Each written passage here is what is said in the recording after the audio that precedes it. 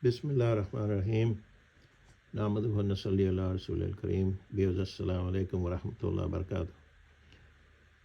Today we are going to look at another verse of the Quran, Surah Yunus, verse 90.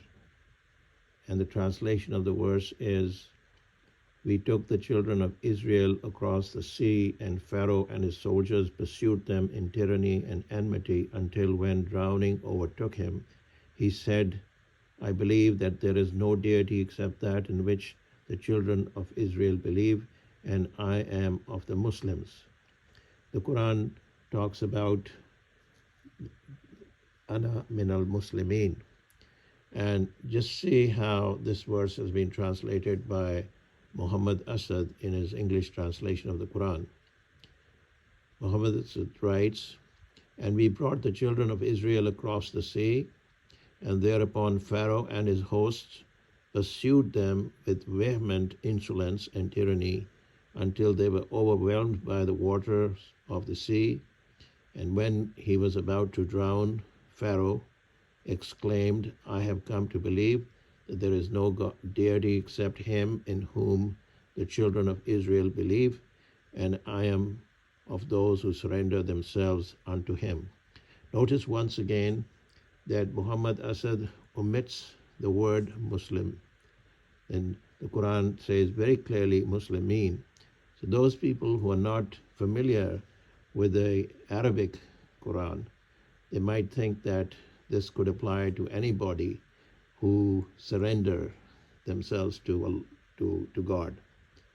So it seems Muhammad Asad is not mentioning wherever the word Islam is used or Muslim is used, he decides to omit that, giving the impression that Islam is not a separate religion like Christianity or Judaism, or Muslim is not a separate people.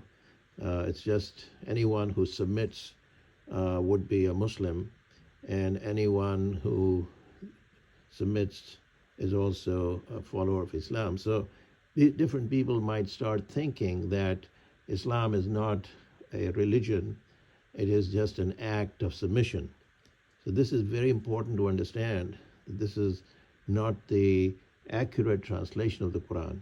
The Quran, whenever it uses the word Muslim or it uses the word Islam, it is a reference to a separate religion.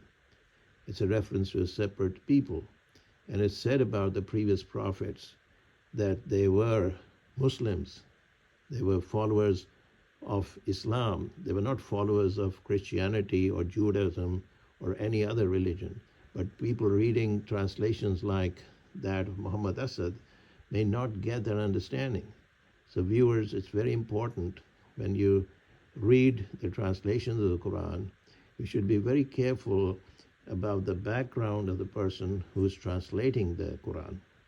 I believe Muhammad Asad came from a Jewish background, so his thinking might be very different from a person who does not have that kind of background. So he might be thinking that anybody who submits comes, or who thinks he or she submits, will come within that verse of the Quran. And the Quran and this verse is about Pharaoh. There is mentioned that before he drowned, he said, "I'm of the Muslims," and that also explains that Islam is not something that started 1400 years ago. So people who lived before that will be judged by the law of the prophet of that time, the book of that time. So people living before the Quran was revealed will be judged by the law of the books that were divine revelation, and they were the true followers of the prophet of that time. So the true followers of Jesus, peace be upon him, will come under the category of Muslims of that time. And people before him, who were the true followers of Moses, peace be upon him, were the Muslims of that time. So they will be judged according to the revelation that was given to the prophet. So this is something that may not be very clear from the translations like that of Muhammad Asad. So once again, viewers have to be very careful when they're reading the translation. They should know that some of the translations are not accurate, could be very misleading.